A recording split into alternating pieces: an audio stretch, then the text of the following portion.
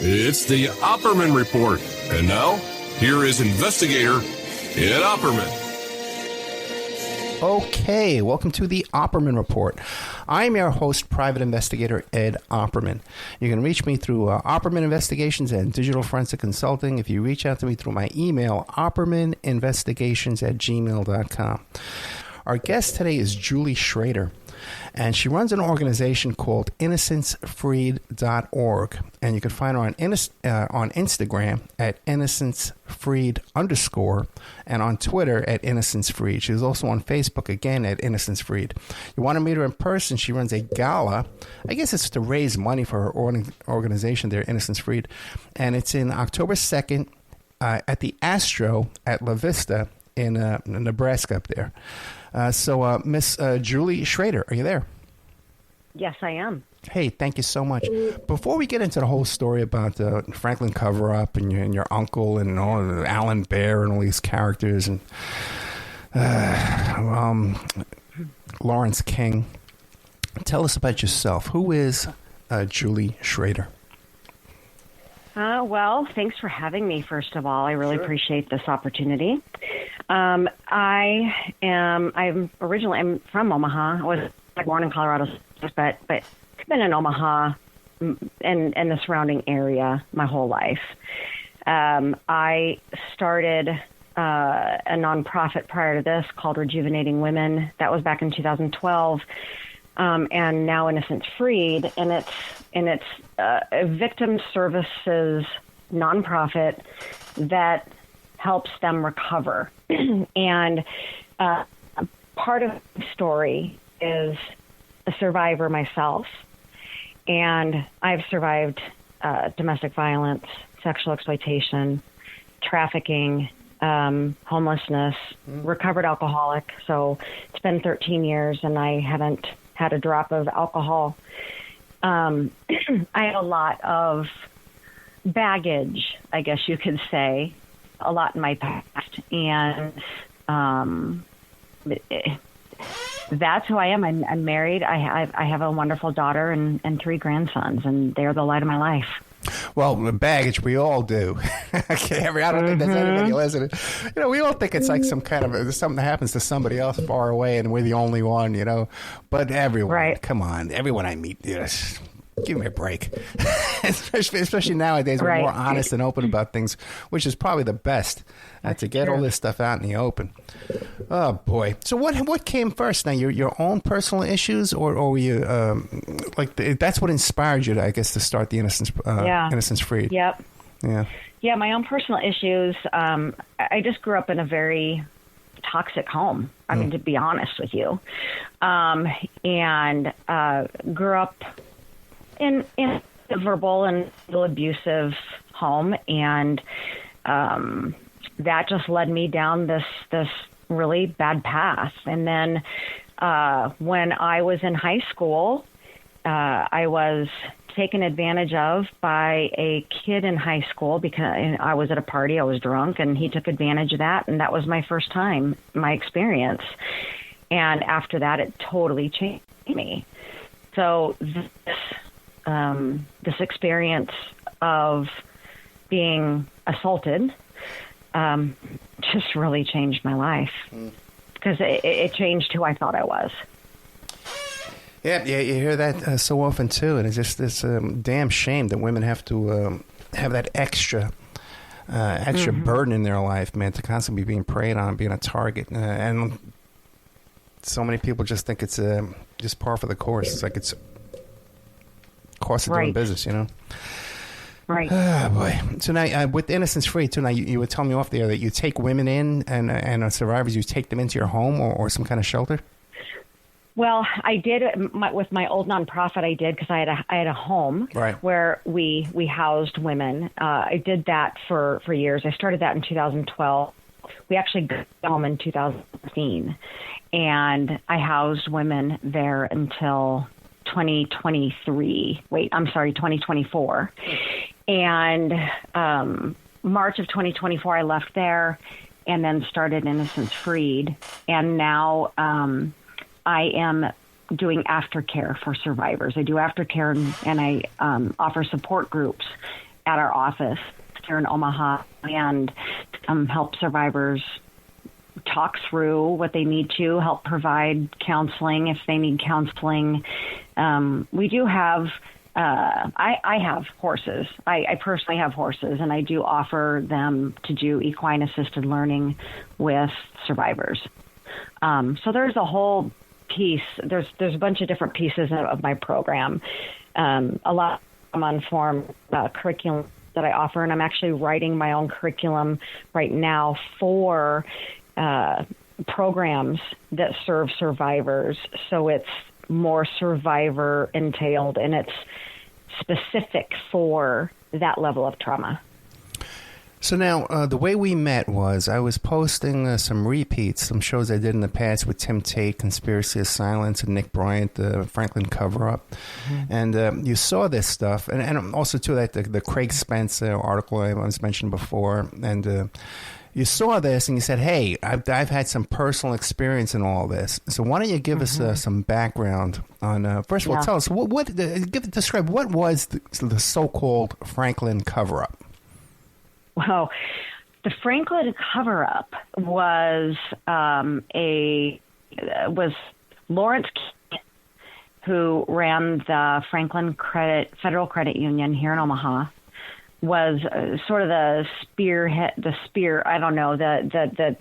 bigwig that created this group, sex group that abused children. They also abused adults, but it was mainly children. And with the Frank Coverup, the funny thing is that years ago, back in the 1980s, there was the Omaha World Herald posted a cover that said the Franklin hoax or something along those lines, calling it a hoax. And funny thing is that they knew at the time when they posted that it was a hoax. This was a very real thing that occurred in Omaha and throughout the United States, because it spanned throughout different states, including Washington, D.C. And I happen to know some of the survivors. I am friends with some of the survivors, and I've talked to survivors that went through that horrific situation years ago that even came through my program when I had the house. And so it's cool. It's definitely something that is real, that actually happened, and I feel very strong about that, because every time we say hoax or every time we say that didn't happen, you completely remove the voice of the survivors that actually suffered. And that's not fair to them, and I speak for them. Yeah, when I was doing some Googling prior to the show here, I was surprised to see on Reddit people still trying to claim that this was a hoax. Right. And, I was a little shocked to see that. Right. But this one, like you said, all the way to the White House, Craig Spence had Secret Service bodyguards. The U.S. Secret Service were his bodyguards. Were doing videotaping. When I had Henry Vinson on the show, who went to prison because they used his credit card processing through his mortician business there, his funeral home. When I had him on the show, he talked about people like Ted Koppel coming to his parties. Huge, famous, reporter. Those kinds of big folks. Yep. Yeah. Yep. So it's by no means some small operation. And even Lawrence King, like you said, too, he sang the national anthem at the Republican convention. He sure did. Yeah. He sure did. Yeah. He sure did. And there's a reason he got to where he was at. Tell us. Yeah. These people, if you can use children to have sex with adults and record it, you can bribe them to do anything. So if you want to sing the national anthem at any event, whatever, Super Bowl, whatever, you can't bribe people who have that power, who have been guilty of those crimes, and you can say, well, you had relations with this little boy, and so I'm gonna put this out there, and I'm gonna let everyone know, unless you let me whatever, or unless you pay me whatever. Yeah. It is a system of bribery. And when I hear people say, oh gosh, that's so far-fetched, or there's no way, it's frustrating, because if only they could talk to the survivors, if only they could talk to those people and hear it from their mouth. The multitude, just a few. There's still a lot of survivors walking around out there, and they're not in the spotlight. So these survivors haven't been in the news, haven't been named in any documents. There are still survivors out there that nobody knows about. You know, Julie Shrader, it's funny because we were talking off the air for like 20 minutes and the audio was perfect, but now it's like a little wobbly every now and then. Are you moving around or something? Oh. Are you doing something different from before? Not really. I'm sitting. Okay. All right. Well, let's see how it goes. If not, we'll hang up and I'll call you. I'll call you back. We'll try a different connection. But it's just fascinating how before we had no problems. Interesting. Yeah, I know. And then all of a sudden, now we got all these troubles. And we start talking about the Republican National Convention. You know, things. Interesting. Oh, can you hear me okay now? Yeah. It's just it was when you start talking, just a little wobbling and nothing too bad. Huh. Okay. So back to this story, though. You would tell me about your personal connection to this, that you had an uncle who knew Alan Bear, and Alan Bear was one of the most notorious men out there. He had bear boys. They would call the boys were called bear boys, right? Mm-hmm. Yeah. So what's that story? Yeah. So and it's a sad story, but I had an uncle who was very, very close, very close. As a matter of fact, so close that my uncle got jobs for some of my cousins through some of his businesses. And my uncle and he had some kind of falling out. My uncle there at the end of his life he had gotten sober for a while.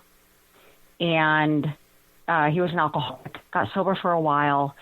And then he had actually called my mother, and he sounded drunk and was apologizing to her. They had a very violent relationship, I'll put it that way, with her growing up. And so he apologized to her for the things he had done to her. And my mother was very touched by it because she'd never had an apology from him. And my mother loved him very much, even though he was abusive with her. But he, one night, got in his car, drove to Bear's place of business. He was drunk and shot himself in the head and killed himself in the car in front of Alan Bear's business. There was a suicide note left. None of us were able to read it. My cousins are the ones that have that note. And the only thing my mother saw on the note was a snippet. I don't know if the whole note was directed to him, to Alan Bear or not, but it was basically calling out Alan Bear and saying something along the lines. Now, don't quote me on this because I don't quite remember, but was something like, look what you did to me. You've, screw you, Alan, kind of a message. And then she didn't see what was beyond that on the note. And so he took his life, and that's been rough on my cousins. It was rough on my mother, and it was shortly after. It was about a month after our grandfather died.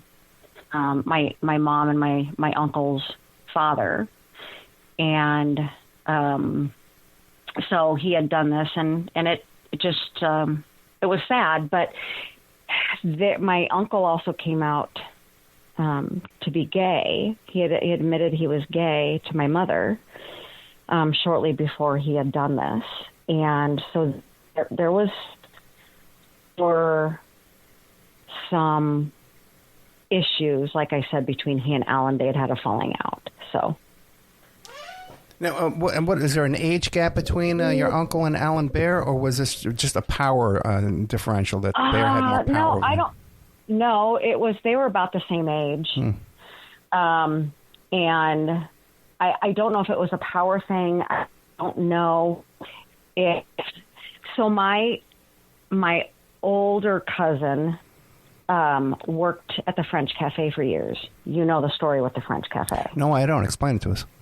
Okay, so the French Cafe was known by multiple survivors of Lawrence King to have these child sex parties, placement of the Cafe years, and my one of my cousins worked there as a manager for years, and so I believe my uncle got him a job there through Alan Bear. Alan Bear, from what I researched, Alan Bear was a co-owner involved in the cafe, and he, I think he was. Maybe I'm mixing that up with someone else. I could be wrong on that, but actually, I'm sorry. That was someone else that was co-owner of that. I'm wrong on that. I apologize. That's okay. I was mixing it up with someone else. I've done so much research on this, so my cousin, I think, left working there about, I don't know, maybe it was 5 years or more before it closed down. Did your cousin ever come to you and discuss this kind of activity going on there? Did he ever? I think my mother asked him. My mother asked him out of the blue one day, and he didn't. He refused to talk about it or to answer it.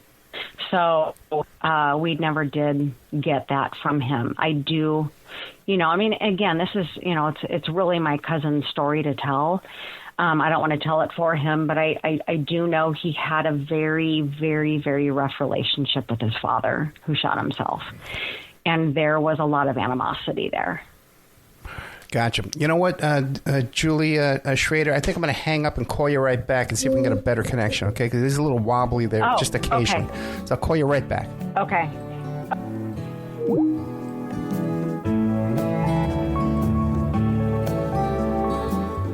We were talking about David Shrader and about the park. Oh, yeah, with Hummel Park. Right. Hummel Park, yeah. So I have actually had groups of friends who have gone to Hummel Park and have gone up to where the rumors have it that David Shrader talked about, where things happen to kids. And they've actually gone there to pray against demonic whatever. Okay. And my friends would end up having like vomiting spells. Afterwards, they would end up with tremendous, beyond headaches. They were more like migraines. And so they quit praying up there because they felt physical symptoms from being up there. And so I do believe in spiritual things. I believe, obviously, that I believe that there is a heaven and a hell. Okay, so I have a couple of girls that I talked to today, or women, I'll say they're women now, who, when they were kids, were taken up there by their parents, and they witnessed murders happening up there with other children. They witnessed things happening, and even where there were Omaha police that were the guards. So when they were up at the top, nobody could get up there because it was surrounded by police and guarding what was going on up there. And this is what I was told by a couple of different survivors. So I've not witnessed this. I've not even been up there. But I choose not to for multiple reasons. I have no need to go up there. But this is what I have been told by a couple of different people. And you were telling me off the air that, after you've talked to like 25 people and they're all telling the same story, that this is pretty much common. Right. Yeah, this is common knowledge. Right. Yeah.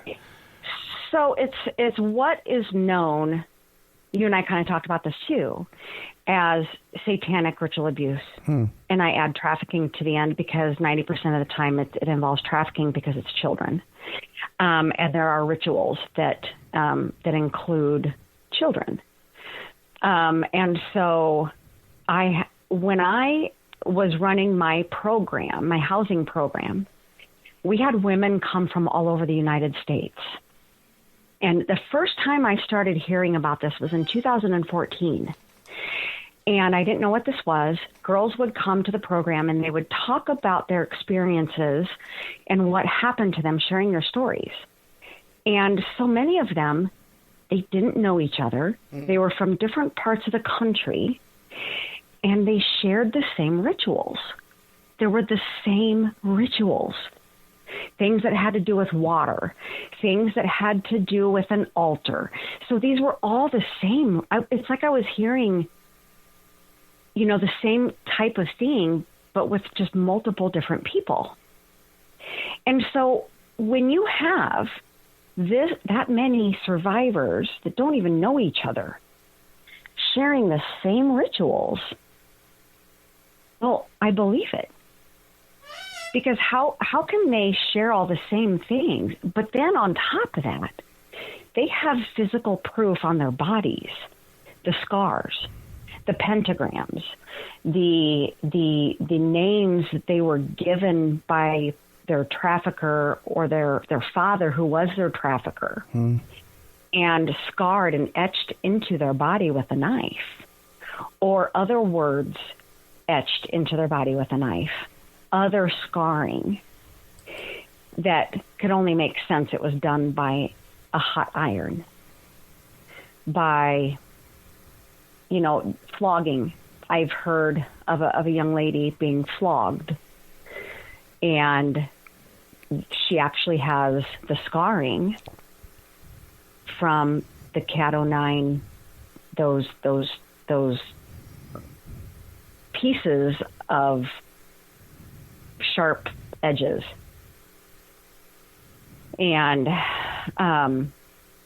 so in Omaha here, I talk about this, and sometimes it depends on my audience. I will bring this up in my speeches when I bring this up, because it's real, and because I believe that if we don't talk about what really happened, then we're not serving justice to these survivors, and we are keeping them silent by not opening up to what happened. Because when they tell people, when they take it to the police departments, they're not believed. With the Franklin scandal, these victims, they weren't believed. They were sent to jail.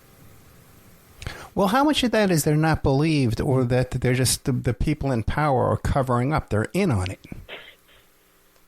I think it's both. I think it's 50, a little 50, bit of both. I'd say, yeah. I think it's a little bit of both.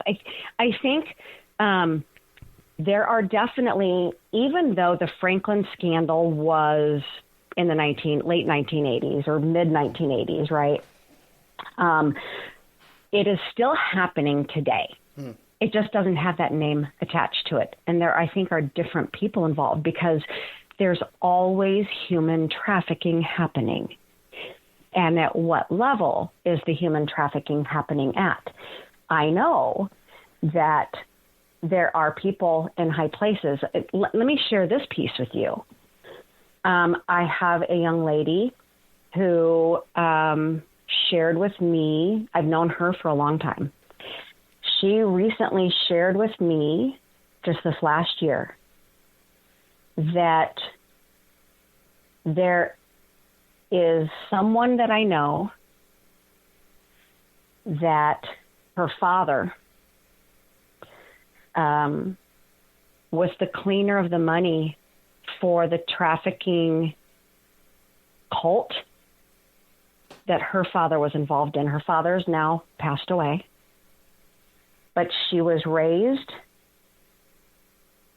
in a home where father sold her, took her to sex parties,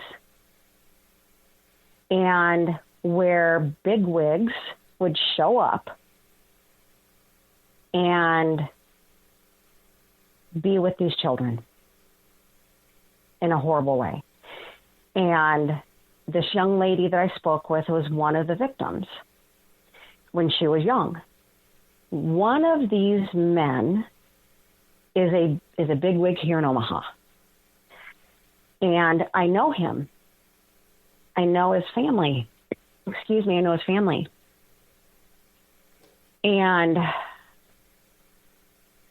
I'm trying to be very careful here, but she, the daughter of this man, was involved with my first nonprofit, Rejuvenating Women. And the reason I was told by the survivor is so that she could inform me of the correlation between this young lady's or this woman's father and what happened to the survivor. Does that make sense? Yes, it does. Yeah. Okay. And this bigwig was the cleaner of the evil money, the bad money, and this woman's father. He and this bigwig in Omaha would buy or rent homes where the parties happened. It's amazing, too, how they use their own kids. You know, they have no problem use their own kids. Putting their own children up. You would think there would be some. That's right. But there isn't. It's a different type of parent. And by the way, I wanted to make a point that I don't want everybody to think that Julie Shrader is just like some gullible woman that just believes every story that comes along. Right. Because we talked off That's the air, right. too. There's a lot of, in fact, we talked off the air much more skeptical than we were. Right. Yeah. So don't think that she just follows every bunny trail. There's some people out there just, they just want to believe it. The crazier the story, the more they want to believe it. Right. What do you think it is about Omaha, though? Is it Boys Town? Is it these boys' homes, these orphanages? Because even you were saying that, I think either Lawrence King or Bear, he had a relative that owned one of these foster homes, right? Right. Yeah. I don't know what it is about Omaha. I wish I knew. But maybe it is because of Lawrence King. And he brought it into the forefront. I don't know. But there are, the thing is, it's every city. These kind of things happen in every city. And the thing with familial trafficking, and that's what this is, when the parents, are selling their own kids and abusing their own children sexually and physically. But this happens everywhere. Familial trafficking is actually more, there's a higher percentage of it happening in small towns than large cities. And I don't know why. But statistically, and maybe it's because there is a lower amount of people in a small town per capita kind of thing, I don't know. But I have had familial trafficking survivors talk to me about how prevalent this is in small towns, because you can't see trafficking happening in someone's home. How is anyone going to know that mom and dad are selling their kids out of their house or having these child sex parties out of their house. Nobody's going to know. Well, I'll give you something that you probably never thought of. I was talking to a cop one time, and he was telling me about this. You know, they passed these laws about that if you're a registered sex offender, you're not allowed to be within 1,000 yards of a school or a church or all these kind of places, right? And everybody thinks, oh, boy, that's smart. That's smart. Keep them away from our kids. Keep them away from the parks. But he tells me, he says, no, it's not. Because now they're out in the rural areas where we can't keep an eye on them. We're not driving by them. Right. Yeah, we can't pull them over every couple of hours, you know, like we can. But if it's a local drug addict in town, we can keep an eye on them. But these guys, they're out there, and sometimes they're out there in motels and trailer parks where they're all sex offenders. Right. You know? Right. Put them in the same place. There's too much going on here. And sex offenders are not just people who are hooked on drugs and halfway homeless. Sex offenders are also wealthy people. Absolutely. There's a lot of money in this, yeah. And sometimes, too, there's some of these motels, too. The people who work at these motels, the management, the people that own these motels. In Vegas, you got these budget suites, man, you know, and these embassy suites, these weekly stay, these long-term stay hotel. The stuff going on in those places, man, you know, dead bodies, you know. And right. Year after year after year, no consequences whatsoever. Right. And that, you mentioned that in these hotels. We just had a butler not that long ago here in Omaha, at a hotel, and you know, you wonder how many of these hotel employees are getting paid by traffickers, right? To have this all happen until somebody says, wait a minute, you know, someone who's staying there for the weekend or whatever says, hey, wait a minute, I see an awful lot of men going in and you know, whatever, that then they get busted. But just think about how many people are getting paid and how money talks. And when you talk about these bigwigs, these people that know about it but keep it quiet, well, there's something in it for them. Well, you know, that guy, Harlan Crow, the billionaire who's given all that money to Clarence Thomas, his brother is involved right now in a sex trafficking lawsuit, and his brother owns one of these motels. Okay. Oh, my goodness. And when you look up the reviews of the hotel, it talks about how there's not enough parking because there's so many people coming and going, and that they cherish your privacy here. It's very discreet at this motel. Right. Whoa. Right in your face. Right. That's right. That's right. And these guys are on the front page of the news paying off the Supreme Court. That's right. Now, what about... Go ahead. Go ahead. Well, you know, there is a video on Rumble. You can only see it on Rumble now because YouTube removed it, where the video with Paul Benassi back in 1990 and giving his deposition for his lawsuit. And he talks in depth about things that happened to him, okay? But now this is 1990. In his, they're actually asking him to name people that were involved in his mind control that he says the monarch that was getting it off at with him. And they actually ask him for people that were involved in it. He names people. And one of the people he named was a congressman. I looked him up last night. Lo and behold, there's a news article of that congressman where Boy Scouts were accusing him of molesting them to go. Yeah. And here I'm watching this from 1990, and Paul Benassi wasn't believed, or maybe he was, and they just made him look crazy. But here he actually calls this guy out in 1990, and here in 2019, there's a news article about the guy that he actually was a sex offender. So Paul Benassi wasn't wrong about the guy. Why don't you give us a little description of who Benassi was and where he is today, and how was his path through this whole story? Well, I know Paul. Paul and I used to go to the same church years ago. and I know his family. And Paul told me that Alan Bear had Paul get the little boys for him. And so he was to recruit the little boys for Alan Bear. And Paul told me that he said everything he said was true. Paul does suffer dissociative identity disorder, which is for short DID. Are you familiar with that? Sure. Dissociative identity disorder is what used to be called multiple personality disorder.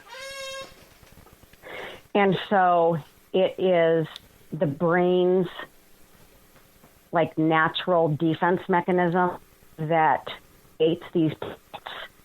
But in Paul claims that the Monarch program created the parts and has different names of his parts. Well, to this day, he still suffers from that and still has issues with the different parts of his brain. Yeah. Basically, when you experience severe trauma, your brain blocks it out, and you have defense mechanisms built into your brain.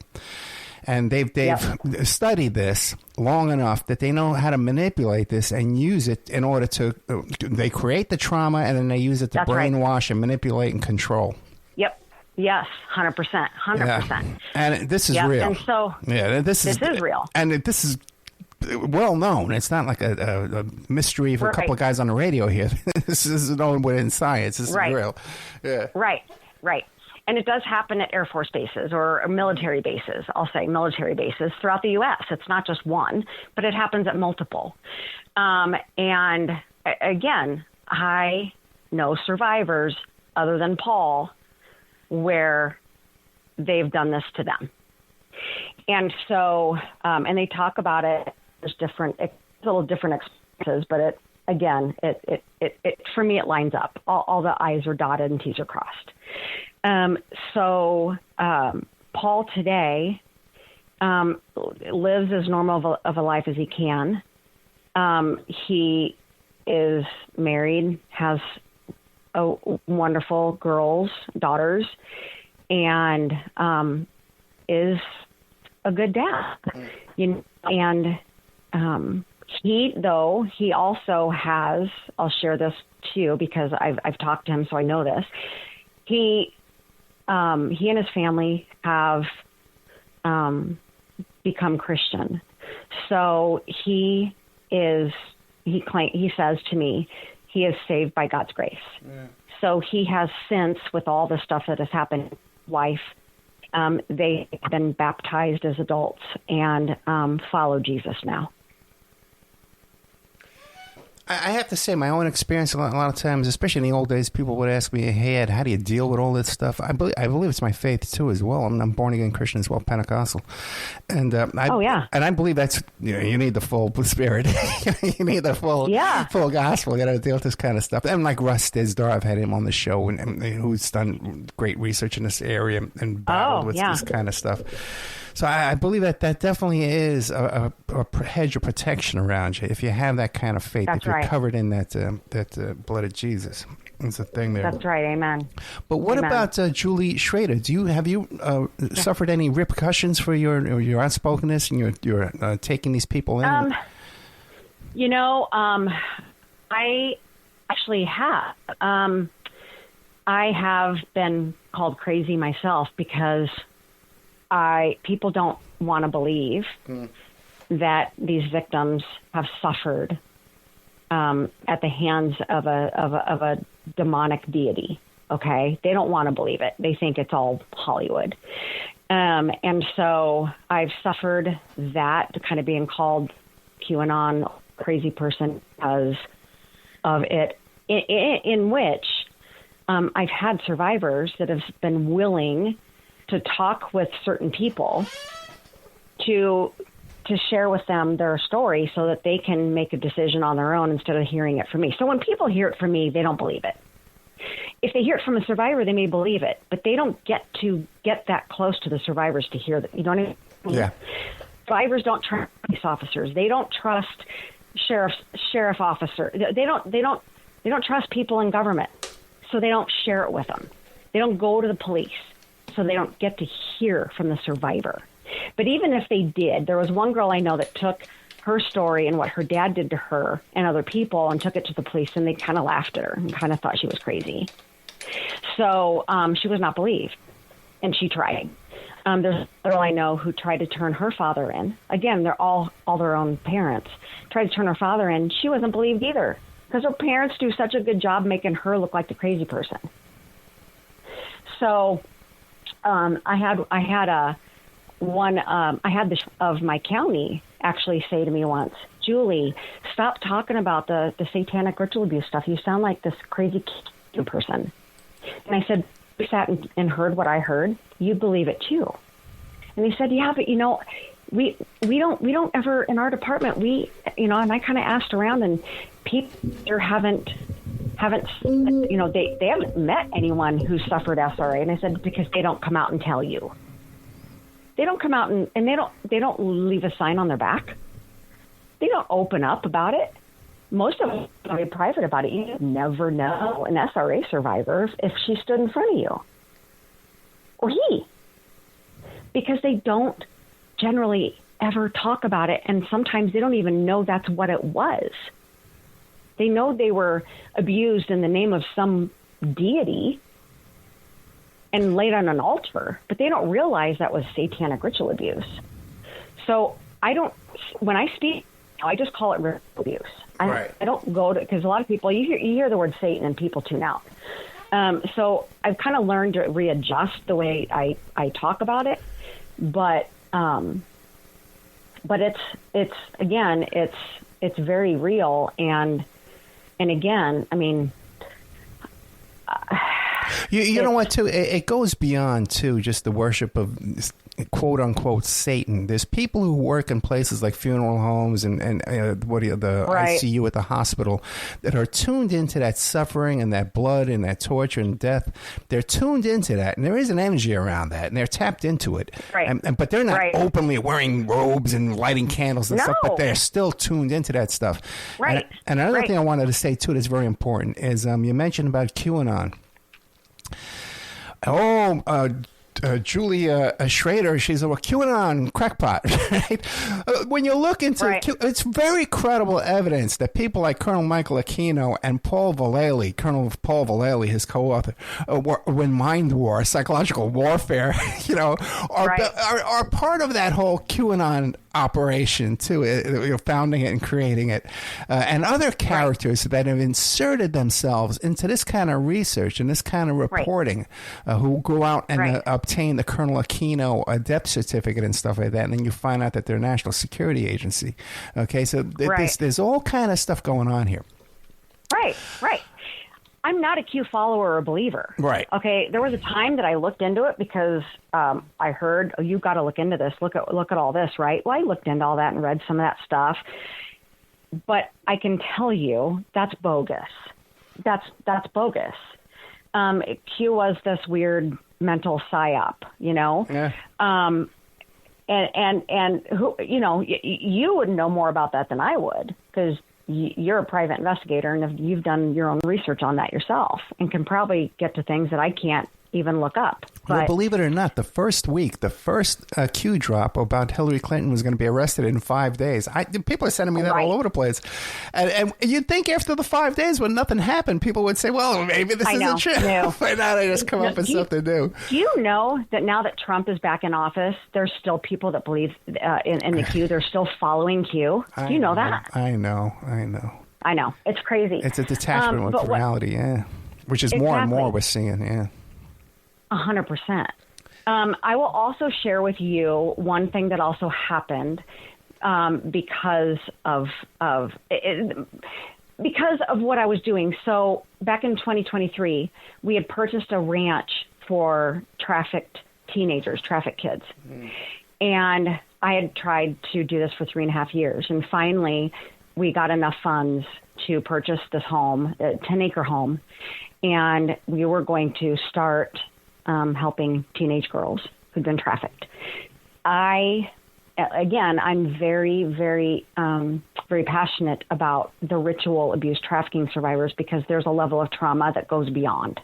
And so I had a board at the time, and I won't get into the whole specifics, but I can tell you that my board of directors ended up firing me March of 2024 from the nonprofit I founded and started as a survivor.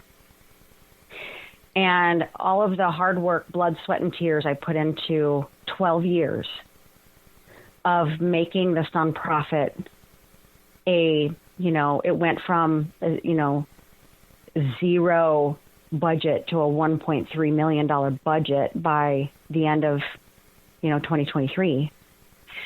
And my board, whenever I would talk about the ritual abuse and how I felt like this kid's home was really going to be centered around these teens that were ritually abused by their parents that were in foster care, maybe, that I really felt this was a home for them.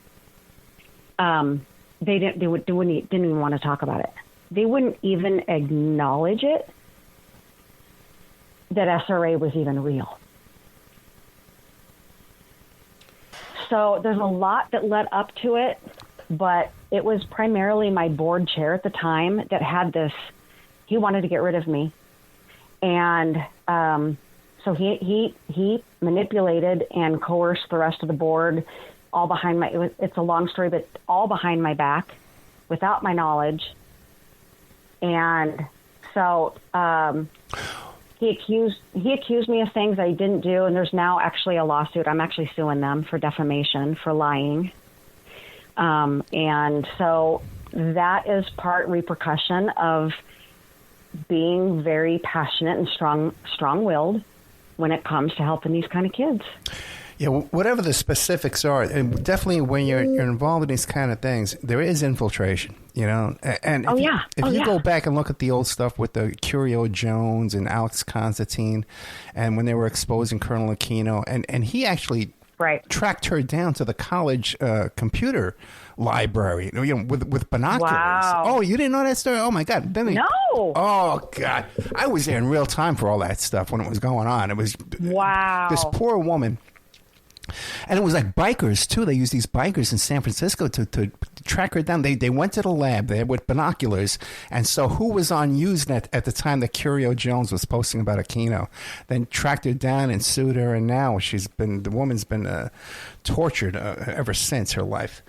Let me ask you a couple of questions. Wow. I know this isn't for the lighthearted, man. This is serious stuff. This topic. It is serious stuff. I know. And I know I take a risk of being out here and saying what I'm saying, but I trust God and I trust in His protection.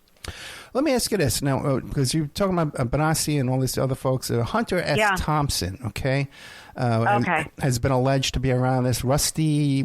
Who was Rusty? Yeah.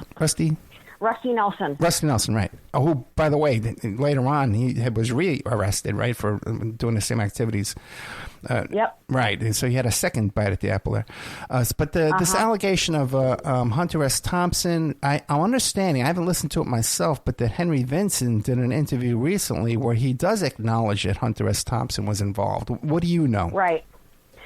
I only know what Paul Benassi says. Okay. That there was a snuff film made with Paul Benassi in it of a boy being killed by Hunter. Hunter Thompson was filming it. Right. But look at the history of Hunter Thompson's movies or the stuff that he's done. And he's got this relationship with Johnny Depp, which We can talk about it off the air. Okay. Yeah. I actually had Paul Baresi on the show, who he was first Amber Heard's private investigator, then went to work for Johnny Depp. And there's a very interesting Law and Crime YouTube interview of Paul Baresi, who became Johnny. Well, he doesn't openly become Johnny Depp's private investigator. But where he starts talking about how he looked into Johnny Depp's background, and he was very illuminated by what he found. It was very illuminating what he found looking into. I'll have to look into that. Yeah, and basically he's saying, "Hey Depp, I want more money. Otherwise, I'm going to start running my mouth here, Mr. Depp." I don't want any more beef bribery. with Baresi. Bribery. Yeah, bribery. I don't want any more problems with Baresi. But I have on my Instagram. I'll send it to you too. A letter from Hunter Thompson, where he do? Oh yeah, where he talks about it's a handwritten note in response to a letter. Someone asked him about snuff films and what he knew about them, and he says the only ones I know about are the ones. There it is, right? No, that's not it. No, that's the Damien Eccles. He says the only one I know about is here it is. Let me pull this up for you. The only snuff film I know about anything about is the one I did a long time ago with Jack Nicholson and Bob Rafelson, who was the producer of Head or the director of Head with the Monkees. But I can't talk about it until 1995. Sorry. Stay away from that topic, that subject. They'll kill you. Good luck. HST. Wow. Yep. Wow. Nobody has that, by the way. That's pretty much exclusive to me and the guy who got it from Thompson. Wow. Yep. So this is what's going on out there, folks. No joke. Okay? Yeah. And I mean, come on. I mean, I think common sense, I mean, people don't want to believe it because it's so hard to wrap your head around, right? Yeah. And people will say to me when I go do speaking engagements or whatever, and they'll say to me, how I don't understand how anybody could do this to somebody, even how a father could do this to their child. Okay, well, that's a good sign because that means you're probably normal. And we can't understand or wrap our heads around the why because we aren't in the minds of those individuals who are crazy enough and sick enough to do those things. So we're not going to understand it. And we don't want to either, like when Alex Constantine, when he started talking about mind control, cause I loved him about OJ. I loved him about McMartin. I thought he was 100% right. Keno's stuff was 100% right. When he started talking about mind control, I said, you know what, man, that's a bridge too far. I can't. I think he's lost it, but looking back now, the guy was right, man, and he still is right. And he's also another guy that's out there. I'm in touch with him through Facebook and email, and he's another guy out there who's suffered consequences from all this. So it's not an easy to talk about this stuff. There are consequences. It's not. And if there's people out there talking about it that aren't suffering consequences, those are the people you got to be concerned about. What information they're spreading and who they're. That's right. The infiltrators. Well, again, like I said to you, I told you about this young lady that was involved with my nonprofit, and I'll leave out how she was involved, but how her father was one of the bad guys, right? They were so involved in the nonprofit that she was somehow part of my termination. Yeah. So, I mean, put two and two together. I was embarking on something they didn't want touched. They don't mind the surface stuff coming out, Nope. Right. Oh, human trafficking, and it's done by guys with gold chains and gold teeth. Or it's Epstein all the way over there on that island. Oh, nothing going on in Palm Beach, nothing going on in New York. It's all the way over there on an island. That's where it all happens. On airplanes, on private jets, on an island far away. But meanwhile, the majority of those victims were little kids at Royal Palms High School. Okay, that when you listen to the grand jury transcripts, the 2006 grand jury transcripts, which I have up the Opera Report Patreon for free. The cop investigating this says there was no one at Royal Palms High School that wasn't aware of what was going on. Right. Every kid at the trailer parks knew what was going on. But it all happened at the island. Go look at the island, guys. Right. Which brings up, what do you make of this? People who have suspicions about the camp and his book and also Gunderson, too, and his involvement with all this. So what is your take on that? So I know Nick Bryant well. Yeah. I was his communications director for about a year here, and I just recently resigned from that just because I don't have time with my current nonprofit. But Nick and I've kind of talked a little bit. Nick does a great job in his investigation before he writes. And Nick is thorough, I think. And I have heard with the camp, it was not purely factual. Okay.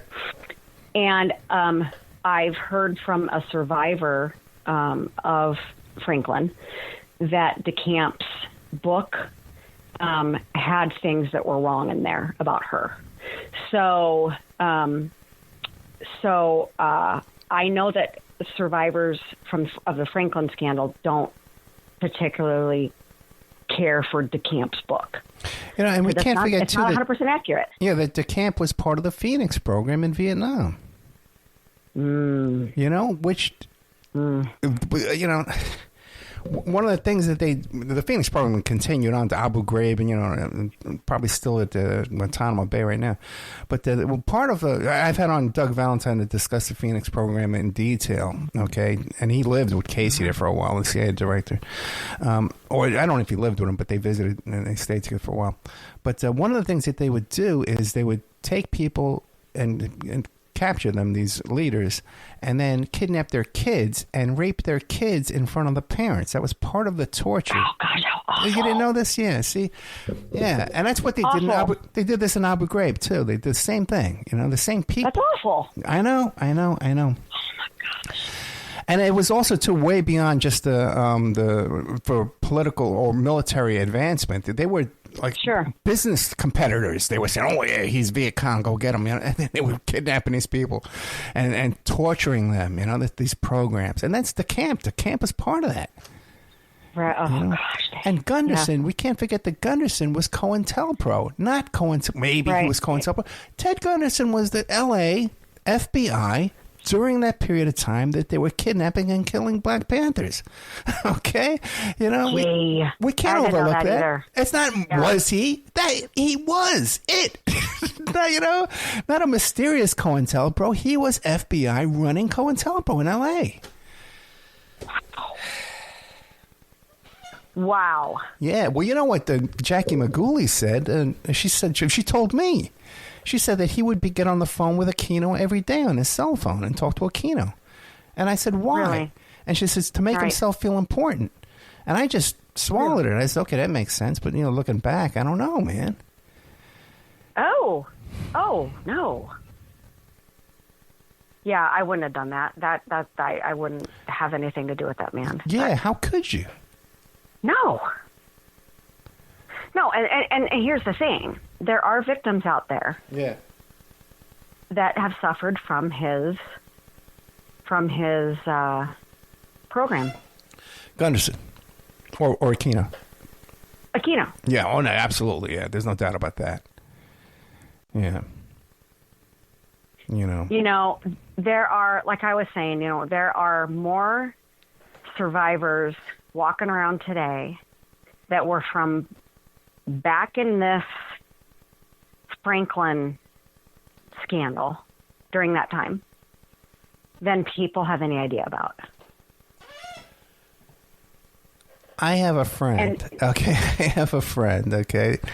who treats drug addiction. And one of his patients says, I was abused by Aquino. And Aquino called him up, the doctor, and said, she's probably telling you all kind of crazy stories about me. She's crazy. How did he even know? How did he know? Yeah. Right. How did he know? It's a call. Right. But that's what they do. They try to make people crazy. And then if they can mess with their minds and play the Wizard of Oz over and over. I talk to a girl right now, like I said, almost every day. And she was forced to watch Wizard of Oz over and over and over. Really? How are you not, how are you not going to look crazy to other people, right? But it's so easy for the perpetrators to accuse these people of being crazy. Let me ask you, Julie Shrader, we're out of time. Can you give can you continue on? Yeah. Okay, good. So we're speaking to Julie Shrader. Her organization is Innocence Freed with a D.org. You can find her on Instagram at Innocence Freed, and you can find her on Twitter too as Innocence Freed. And she's got this organization, and they're having a gala October 2nd. Now this is in Astro. It's at the Astro. Is it called Astro Hotel or something? It's the Astro Theater. Astro Theater, and it's in La Vista, Nebraska. Nebraska. Yep. Gotcha. La Vista, Nebraska. Yep. Free tacos. And you meet and you meet Julie Shrader. Julie, thank you so much. This is such great content you're giving us here. I really appreciate it. Now, you would tell me off the air too about another woman you're involved with, Alicia Owen, who was victimized by a sheriff. Well, by allegedly by the chief of police at the time. Gotcha. And you can also, I don't know if you can Google it or go on a different search engine, but you can find a lot of the documents or exhibits from all these court cases online. So if people want to know, like, for instance, you can go on and find the Cardori list. Mm. The Cardori list is online. Explain who Cardori was. He was, I don't know his title. Was he an investigator? Oh, that's right. Yeah, he was a private investigator in his plane. Investigator, yeah. And he went to Chicago to meet with, wasn't it Rusty Nelson? I don't remember. I believe it was Rusty Nelson to meet with, I think, Rusty Nelson, who took photos, the bribery photos and video for Lawrence King of these high officials raping children. And he went there to pick it all up. He was going to blow the lid off of it. And back here in Omaha, and he flew there with his son to go pick it up. And on his way back, the plane blew up. And all of the documents that were on the plane, I believe, were picked up by law enforcement. Hmm.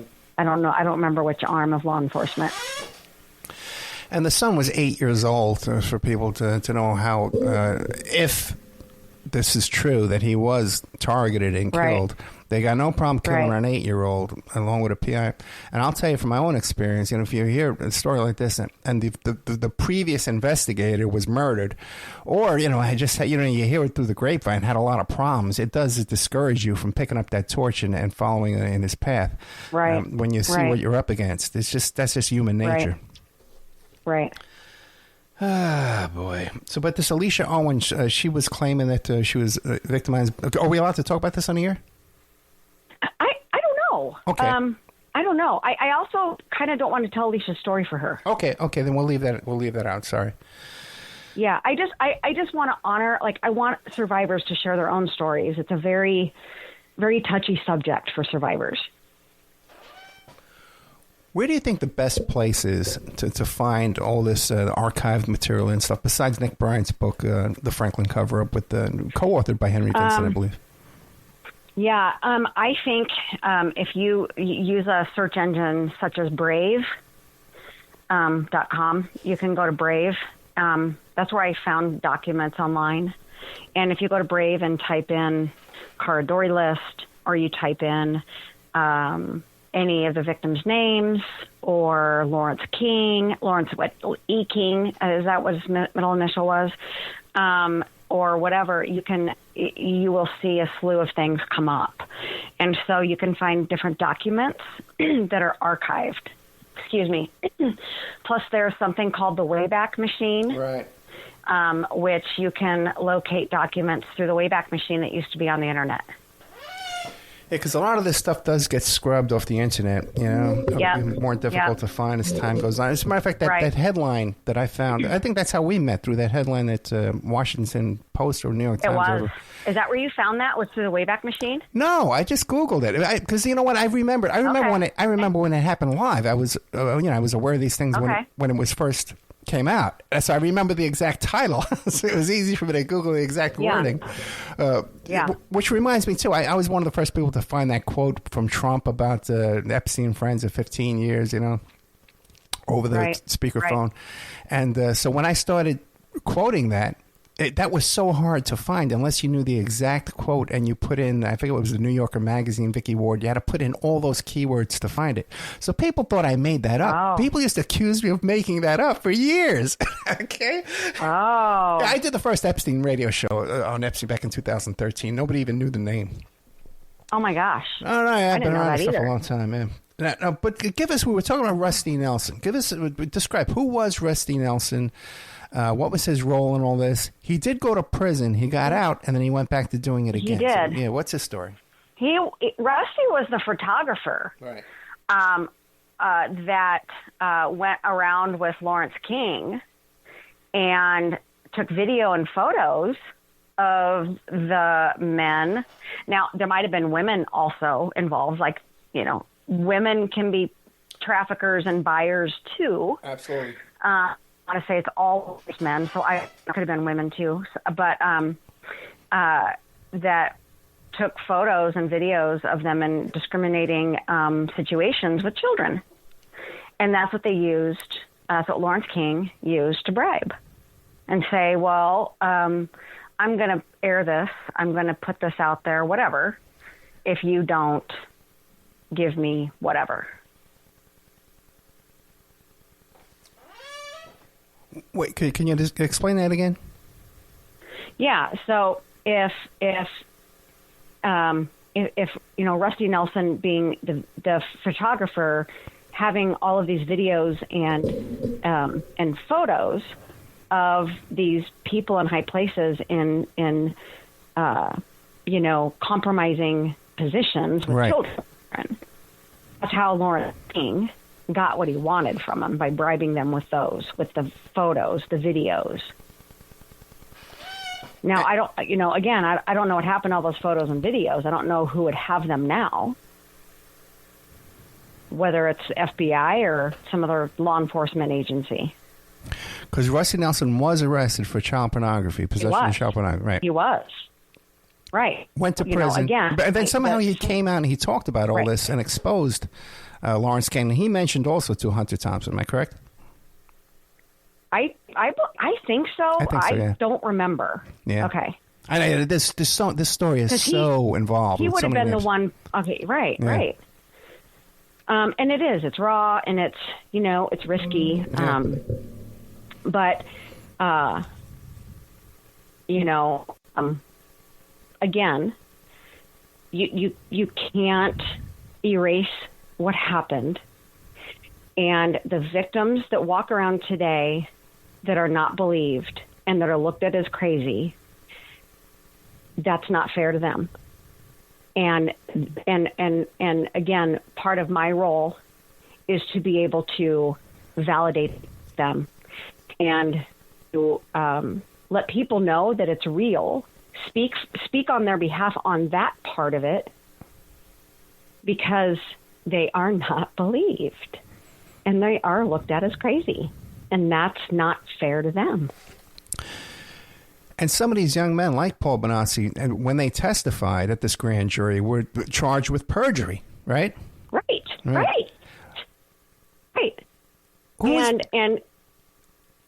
Who was the young man that Tim Tate was telling me about that died? The one that Tim Tate felt responsible for his death? Who was that? Troy Bonner. Right, Troy Bonner, right. And he had, I guess, come out and then recanted his story and then came out again. So my guess is they just thought he was going to talk. And I don't know if anybody was responsible for that, or if it was an accident, or if it was suicide. I don't know what it was. Yeah. But I know he ended up dead. And if you listen and to that's too bad. Yeah, if you listen to the interview with Tim Tate, he feels, you can just hear the emotion in his voice. He feels responsible for that death. Tim Tate talked. I was actually paying. That was one thing that stuck out to me with that interview with Tim Tate, is hearing Tim Tate genuinely in his tone of voice. Yeah. Absolutely feel absolutely awful that he couldn't get justice for Troy. Wow. Yeah, he hadn't discussed that for years prior to that interview, and just brought up old ones. Because back in those days, nobody was talking about this stuff like we were saying off the air. No, hey, by the way, too, no. I wanted to mention, you were mentioning about how women are also involved in this kind of abuse. Yeah. I work with some of these guys, these YouTubers who do the sting operations, they catch predators online, right? And one of the things that one of the things they're working on now is these pedo moms, that they go into these groups, these moms, and they offer up their kids to these pedophiles, either for money or for their own gratification. Yeah, they sure do. For whatever reason, they get something out of it, whether it's drugs, whether it's a job, whether it's money, whatever, power, control. Again, let's go into, ritual abuse also, so there's a reason also. And yes, females are guilty of doing this as well. It's not just men. I think men get picked on a lot when you're talking about human trafficking, and that's not fair either, because women are just as guilty too. Yeah, absolutely. But then again, too, the men are more they're more predatory, I think, in many ways. Right. Like even adult women have to worry about men. Right. And it's just something, Right. Men are made a little different, and so there is. Yeah. Right. Now, what about it's a higher percentage. We were talking about Alan Baer. Is he still alive today? No, he's passed, and I believe his son, I'm trying to remember his son's name, has taken over his businesses, and I cannot remember his name.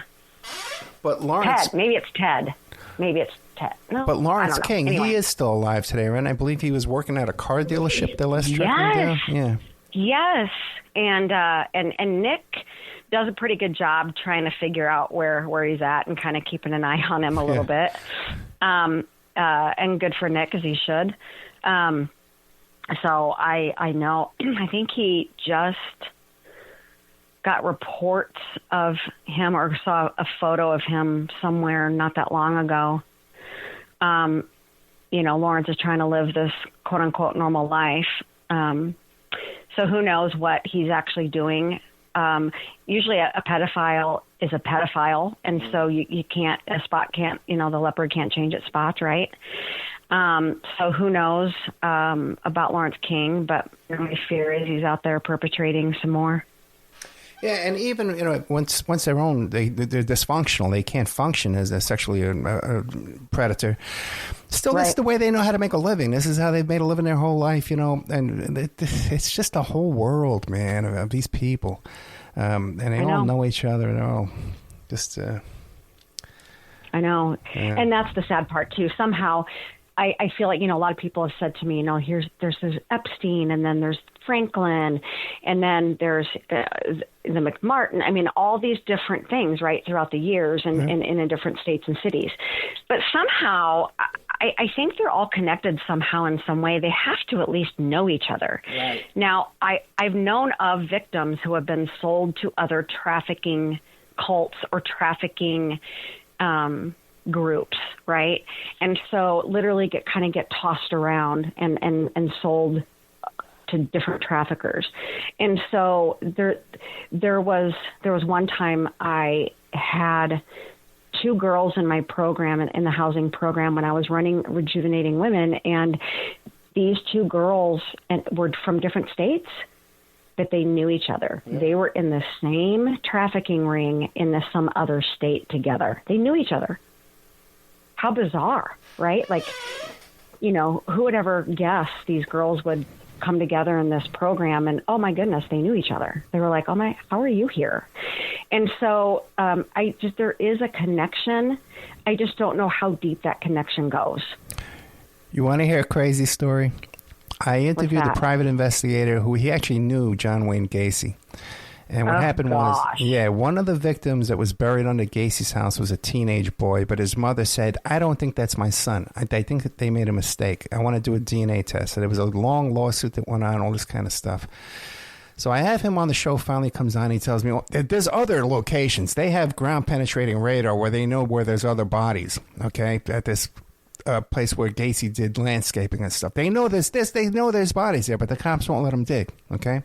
Why? Same situation, Again, okay, yeah.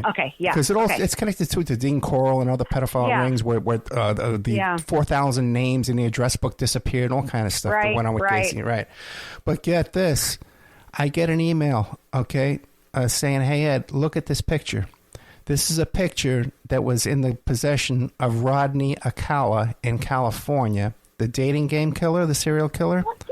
Who has a connection to Roman Polanski, and he dropped off a body in front of Marlon Brando's house and stuff like that. Look at this picture out of this teenage boy. He's about 4 years older than that boy that's supposed to be living under Gacy, that was supposed to be buried under Gacy's house. It's the same kid. The same kid 4 years later. There's a picture of that kid in Rodney Acala's possession. There's definitely... connections. It blows your mind. Oh my goodness, there is. And Acala too, by the way. This guy's in a 1-bedroom or 2-bedroom apartment with his mother. How does his mother not know what's going on there? Well, so yeah, so I've had survivors say to me that their dads who trafficked them or abused them, either ritual, satanically or not, that were still married to their mom. Yep. And my question was, did your mom know? Whatever, right?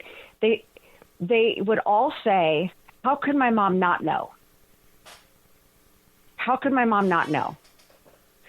It had to be some suspicion, but usually moms or, like this mother, turn a blind eye. Sandusky. Yeah. How does his wife not know? He's taking little boys down to his basement. He's sleeping down there with them all night. Right. Right. Why isn't she in jail? Right. Right. So there's definitely more of a connection. Yeah.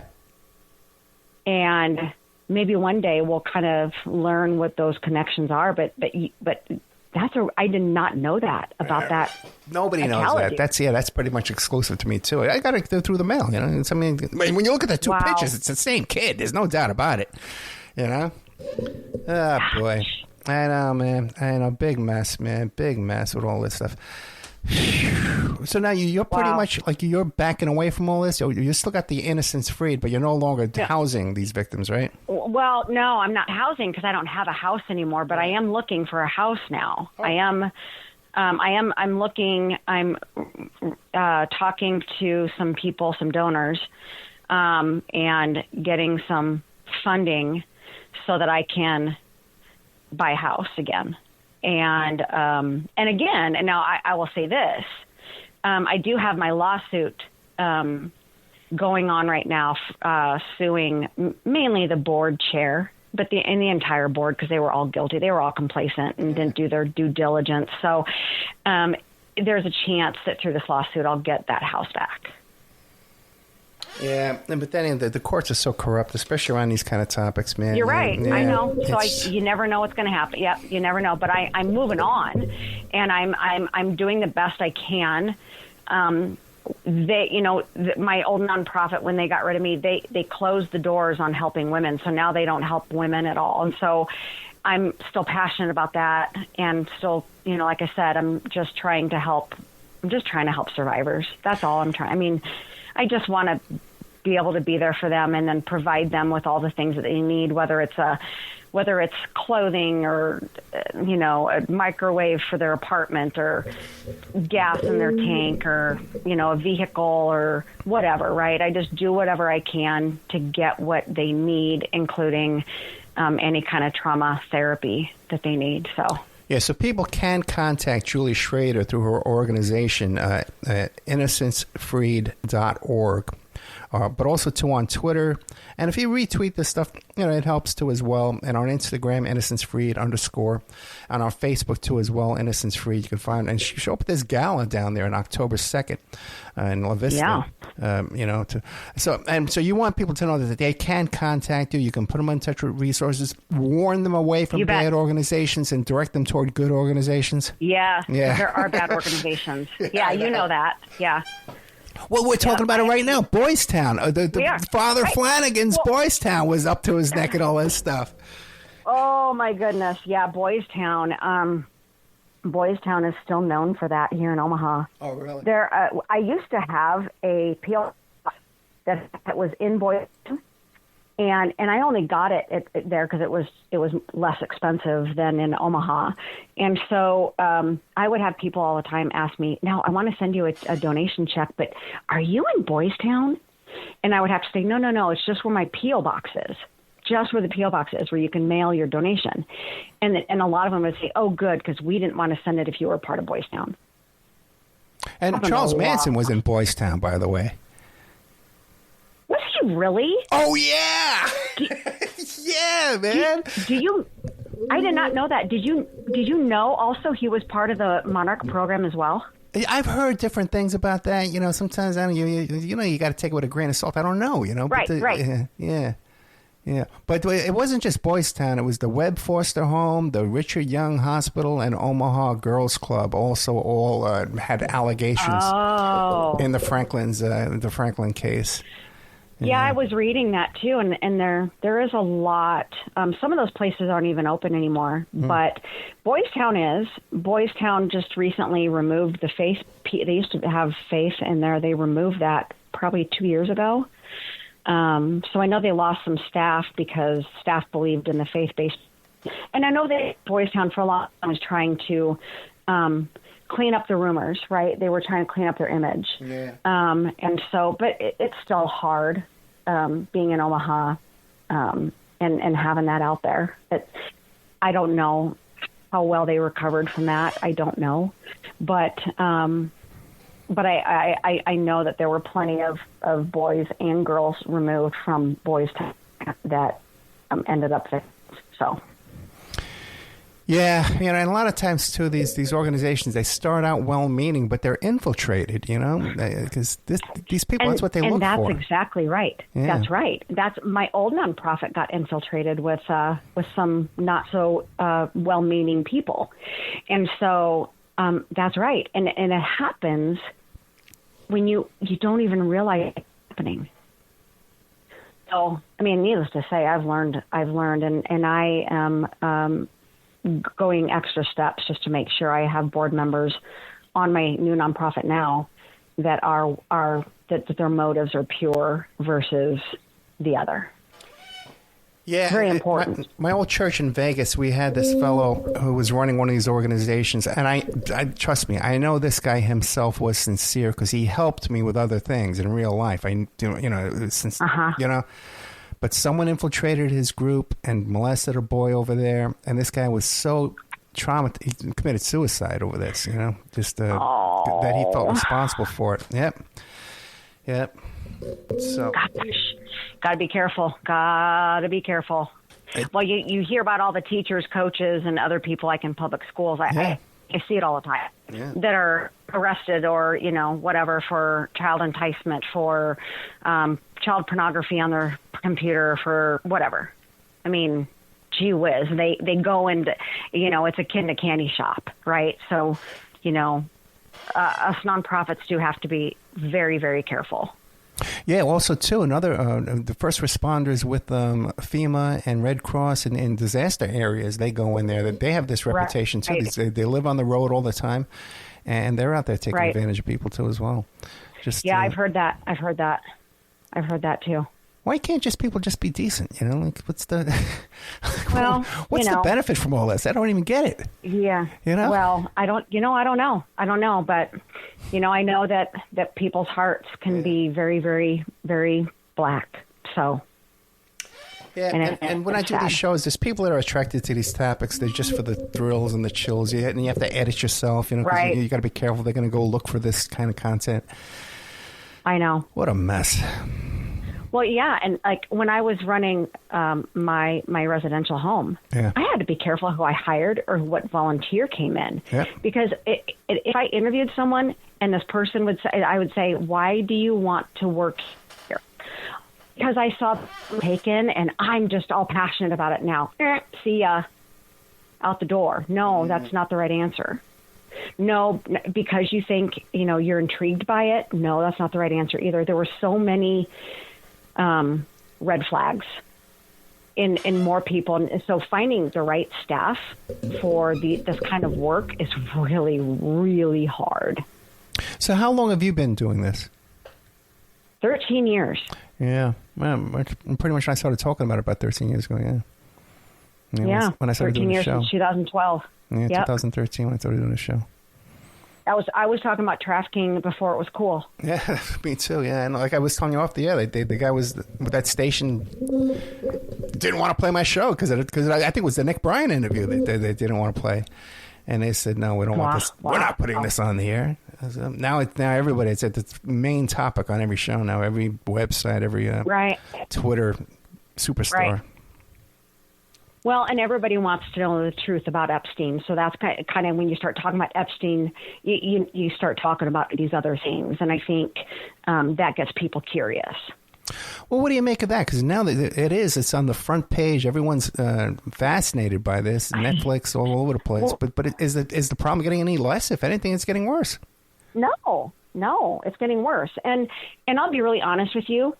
So I've been a Trump supporter. Right. I know you're not, and that's okay. But I have been, right? And part of the reason is because I kept hearing promises, like from Kash Patel, from day one, we're going to release blah, blah, blah, right? The Epstein lists and the Epstein files, we're gonna expose these files, or we're gonna bring these to light. You hear Pam Bondi talk about, I've got a pile of files sitting on my desk. But nobody's talking about it anymore. Yeah. What happened to the files sitting on the desk? Well, even just what's out there. I have a friend of mine who has Epstein's phone records. He has all of his phone calls, And I've known Daniel Hanks. He's the one who he identified Virginia and Robert Scoofree, and he sent me all kind of stuff that was sealed that later on became unsealed. But he worked on this case for years and years. And I said, hey, does anybody want to buy this? All these guys out there, fascinated with the radio shows and their podcasts and their Twitter superstars. Does anybody want to buy this? Nah, nobody cares. They can just make it up as they go along. They're just happy with that. The unsealed 2006 grand jury transcripts of Epstein. Just if you read that, the prosecutor in that case was trying to throw that case, okay? And if it wasn't for a couple of the grand jurors who felt sorry for these young girls, because the prosecutor's calling them strippers, I know. You read or it? Yeah. Child prostitute. Yeah. That, no such thing as a child prostitute. Yeah. But anyway, yeah. Yeah, they were trying to throw the case, man. If it wasn't for those grand jurors who took a liking to these young girls and started giving them fatherly advice and motherly advice to these young ladies, that case, he wouldn't have gotten convicted. They would have thrown that case. Right. And Pam Bondi was in that office, is the point. I know. I'm frustrated because I really want to see the truth come out. Yeah. Stop protecting these people. Because don't we all deserve to know what bigwigs are out there that we shouldn't be doing business with? Yeah. If they're buying kids? Yeah, or using this as blackmail. I've had Richard Kerr on the show, who was trafficked by Roy Cohen, and when he was a little boy there in Ireland, I think it was, with the Kinkura School for Boys, and he says, sometimes, you would just, a politician would be getting off the elevator, and you just walk up next to him and grab his hand and hold his hand. They'd take a picture of that, and that's good. That's enough, just to blackmail somebody. Yeah, you don't even have to do anything with them. So. Oh, that's terrible. Yep. Wow. So Yep. the blackmail is even more innocent than one might think. Right, but if you look into the history of Roy Cohn, there's no... how was this guy, Richard Kerr, traveling all over Europe, you know, with Roy Cohn? Right. You know, this kid was from an orphanage, you know? What was he doing? Right. You know, traveling to all these different places. There's pictures of it, you know? Wow. Yeah, I know.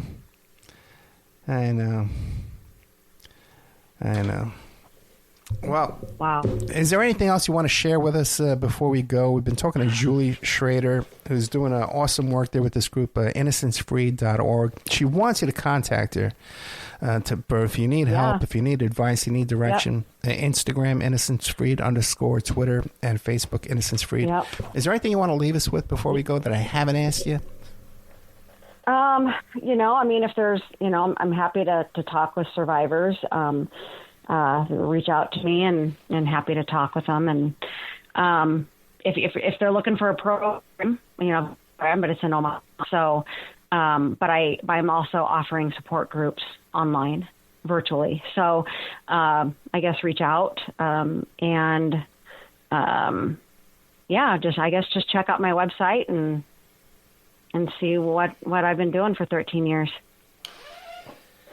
Julie Shrader, thank you so much. I know it's not an easy topic to get on talk about, you know, and it just ruins the rest of your day too, you know. But at least we got some exposure out here, shed some light on this. I'm sure there's people out there that haven't heard of this story before. They can run out and buy Nick's book, Franklin Coverup, and watch the film by Tim Tate, the Conspiracy of Silence. It's up there on the podcast for free. Up on the Patreon for free. And look into all this stuff, man. You know, Craig Spence running around with Secret Service bodyguards. You know, the tours of the White House. You see your call boys taking tours of the Reagan-Bush White House, man. Yep. You know? Yep. I know. Nothing to see here, folks. Nothing to see. No, nothing to see here. And Paul does claim to have been there too in D.C. and been at those parties. So, and Bohemian Grove and all that. So, you know, I will say, I'll mention this person's name in 1970, and here in 2019, this guy is getting exposed. Come on now. So. Once again, Julie Shrader, thank you so much. InnocenceFreed.org. Thank you so much. Thank you very much for having me, Ed. Good night. Night.